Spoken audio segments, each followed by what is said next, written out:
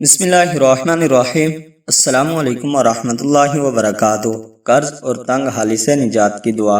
حضرت ابو سعید خدری رضی اللہ تعالیٰ عنہ سے روایت ہے کہ ایک دن رسول اللہ صلی اللہ علیہ وسلم مسجد میں تشریف لائے تو ایک انصاری کو جن کا نام ابو امامہ تھا آپ صلی اللہ علیہ وسلم نے مسجد میں بیٹھے دیکھا تو آپ صلی اللہ علیہ وسلم نے ان سے فرمایا، کیا بات ہے کہ تم اس وقت جبکہ کسی نماز کا بھی وقت نہیں ہے مسجد میں بیٹھے ہو؟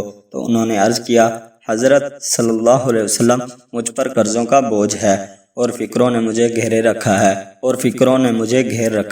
تو آپ صلی اللہ علیہ وسلم نے فرمایا، میں تمہیں ایسا دعائیہ کلمہ بتا دوں جس کے ذریعہ دعا کرنے سے اللہ تعالیٰ تمہیں ساری فکروں سے نجات دے دے اور تمہارے ورزے بھی ادا کرا دے۔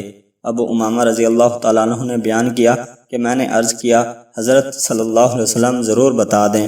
آپ صلی اللہ علیہ وسلم نے ارشاد فرمایا کہ تم صبح شام اللہ کے دربار عرض کرو، یہ کلمات پڑھو۔ کلمات کیا ہیں؟ بسم اللہ الرحمن الرحیم، اللہم انی اعوذ بک من الہم والحزن واعوذ بک من العجز والکسل واعوذ بک من الجبن والبخل واعوذ بک من غلبۃ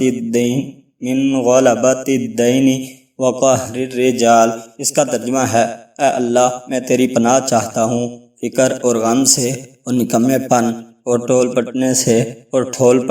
ٹھول پنے سے اور سستی کاہلی سے اور بزدلی کنجوس سے، اور پناہ مانگتا ہوں قرضے کے بار کے غالب آ جانے سے اور لوگوں کے دباؤ سے۔ میں نے رسول اللہ صلی اللہ علیہ وسلم کی اس ہدایت پر عمل کیا اور اس دعا کو اپنا صبح شام کا معمول بنا لیا تو خدا کے فضل سے میری ساری فکریں ختم ہو گئی اور میرا قرض بھی ادا ہو گیا۔ کتاب کا حوالہ ساتھ موجود ہے۔ صدق اللہ العظیم۔ السلام علیکم ورحمۃ اللہ وبرکاتہ۔